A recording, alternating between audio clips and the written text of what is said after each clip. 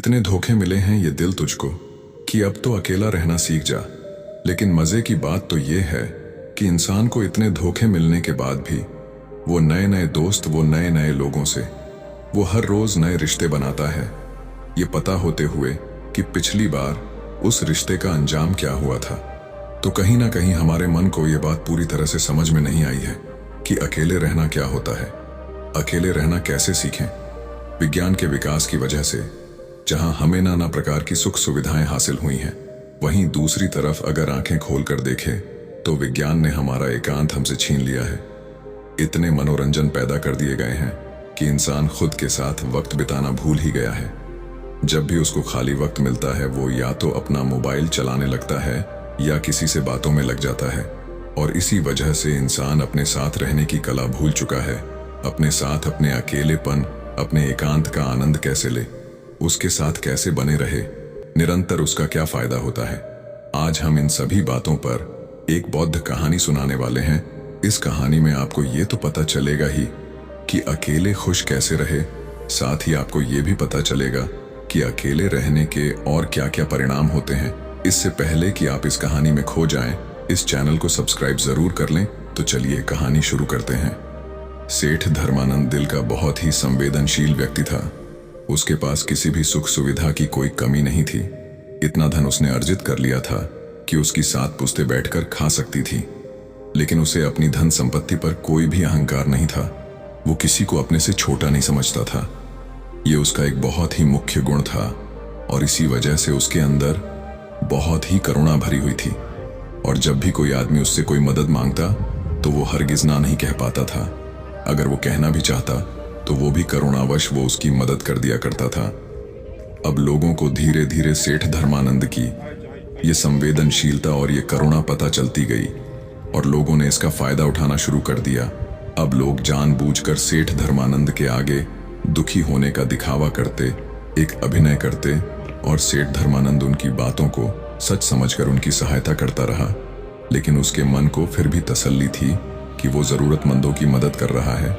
लेकिन एक दिन जब उसके दोस्त ने उसे बताया कि लोग किस तरह उसका फायदा उठा रहे हैं और शहर में किस तरह उसका मजाक बनाया जा रहा है, तो सेठ धर्मानंद के मन को बहुत ही गहरा आघात पहुंचा।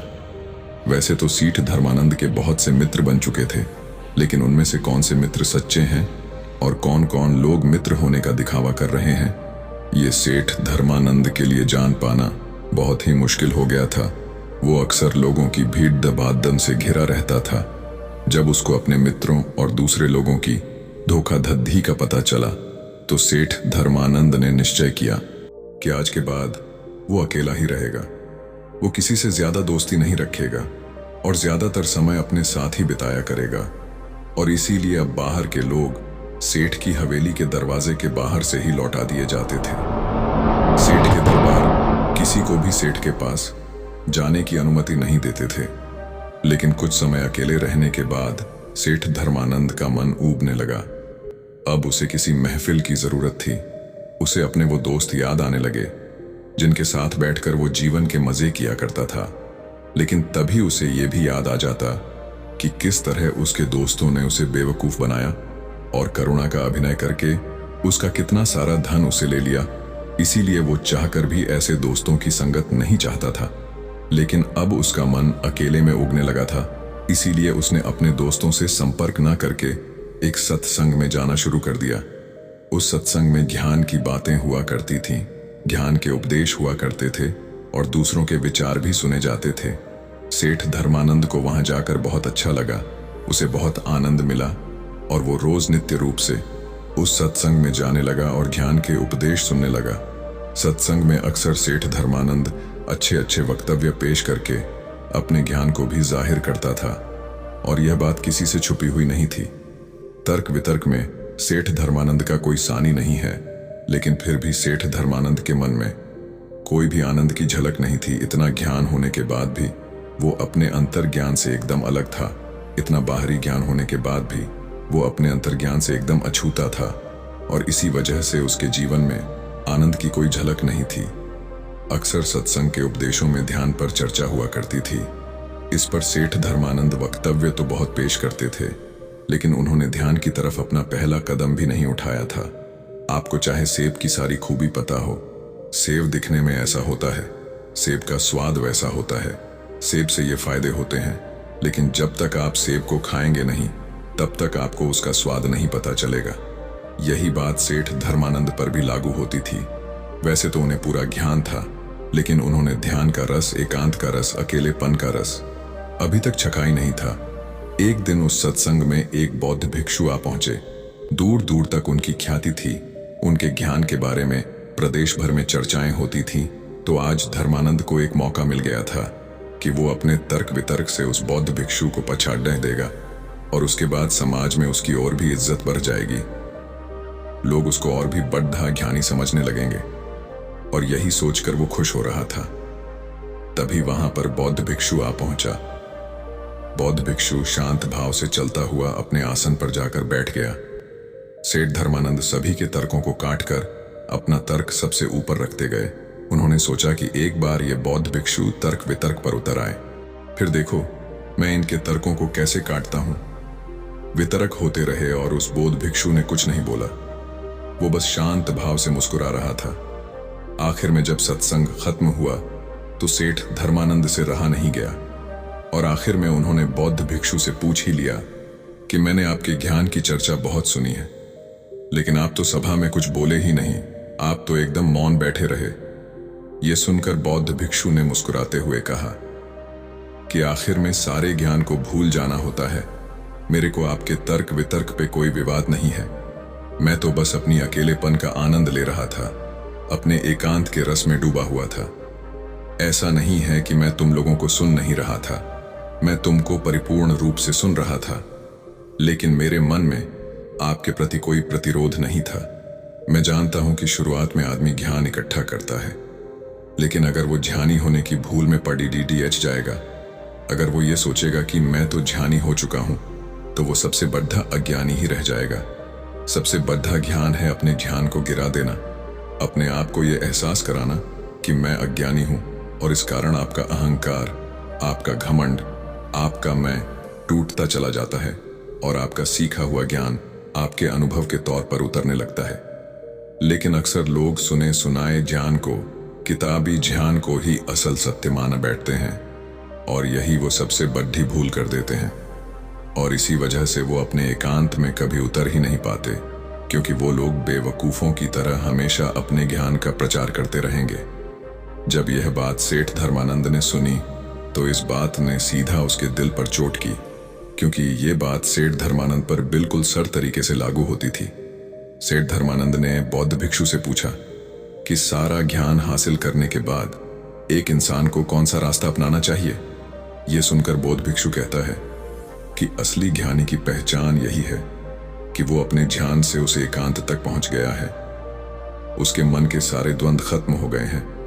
जब तुम किसी ज्ञानी पुरुष से मिलोगे तो वो अपने ज्ञान का बखान नहीं करेगा।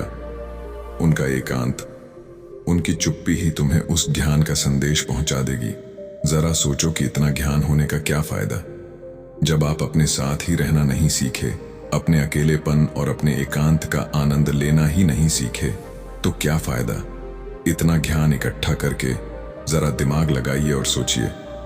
इसके बाद बौद्ध भिक्षु ने कहा कि मैं तुम्हें एकांत का आनंद चखने के लिए 4 सूत्र बता रहा हूं। अगर तुम 4 सूत्र अपने नित्य जीवन में, दैनिक जीवन में अनुसरण करते हो तो तुम अपने एकांत का रस जरूर अनुभव कर पाओगे।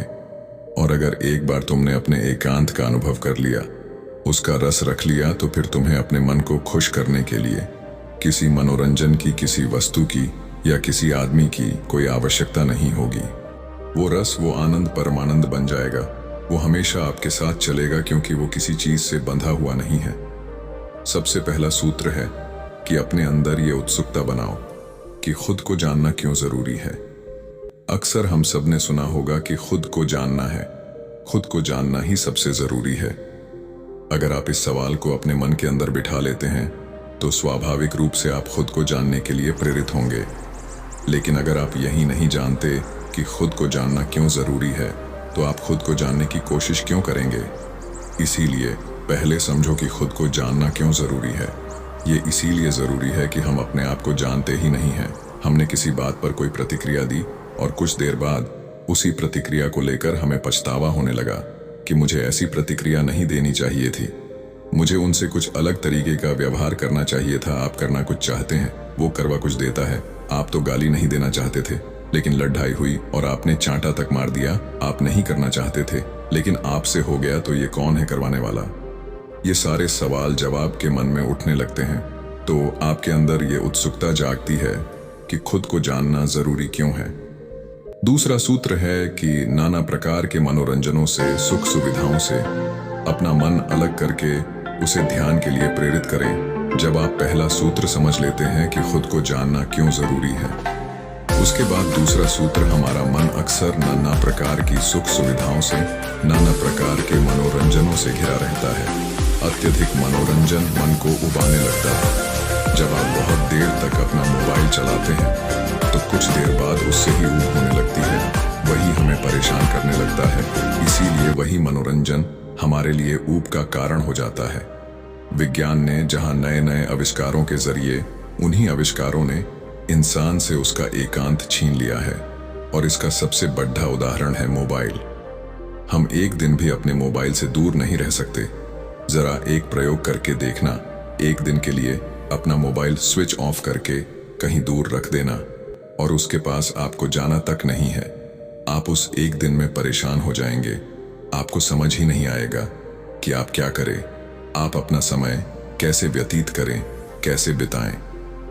तो जरा सोचो, विज्ञान के एक छोटे से आविष्कार, एक मोबाइल ने आपकी जिंदगी को अपने साथ कैसे बांध लिया है। आप ये देख पा रहे हैं, आप ये महसूस कर पा रहे हैं। इसीलिए ऐसे मनोरंजन और ऐसे सुख सुविधाओं से अपने मन को खींचकर ध्यान के लिए प्रेरित करें। तीसरा सूत्र है, खाली रहने की आदत डालो। हम अक्सर जिम्मेदारियों में इतने व्यस्त हो जाते हैं कि खुद के लिए समय ही नहीं निकालते। बचा कुचा समय हमारा मोबाइल ले लेता है और इसीलिए हम अपने आप को जानते ही कितना है। लेकिन जब हम अपने साथ वक्त बिताने लगते हैं तो हमें अपनी प्रवृत्तियां पता चलने लगती है। और चौथा सूत्र है, संसार में रहकर अपने एकांत में स्थिर रहना सीखो। हम सारी चीजों से और यहाँ के लोगों से या तो बहुत ज्यादा जुड़ जाते हैं या उनसे घृणा करने लग जाते हैं। ना आपका कोई मित्र होगा, ना आपका कोई मित्र होगा और ना ही कोई शत्रु होगा। आपके लिए सब जीव एक समान है। आपकी दृष्टि सभी जीवों के लिए एक समान है। इतना उन्नत हो चुके हैं कि आप अपनी जिम्मेदारियों का निर्वाह करते हुए, लोगों से मिलते हुए, मनोरंजन करते हुए अपने मन के एकांत को स्थिर रख पाते हैं, अपने मन के एकांत को बरकरार रख पाते हैं। लेकिन यहां तक पहुंचने के लिए आपको पीछे पलटकर खुद को जानना होगा, खुद के साथ वक्त बिताना होगा। बेवजह के मनोरंजनों से अपने चित्र को दूसरी दिशा में ले जाना होगा। जहां पर उसका मनोरंजन ध्यान के द्वारा होगा तो आपको कोई भी धोखा नहीं दे सकेगा, क्योंकि कोई भी आपके मन के उतना करीब या उतना दूर नहीं है। आपके लिए सब एक समान है। इसीलिए किसी का भी धोखा आपके ऊपर आघात नहीं करेगा। ये सुनकर सेठ धर्मानंद ने उस बौद्ध भिक्षु के पैर छुए और इन बातों का निरंतर अभ्यास करते हुए उन्होंने वो कला हासिल की जिसे हम कहते हैं अपने एकांत के आनंद में डूब जाना, अपने अकेलेपन का मजा चखना। धन्यवाद।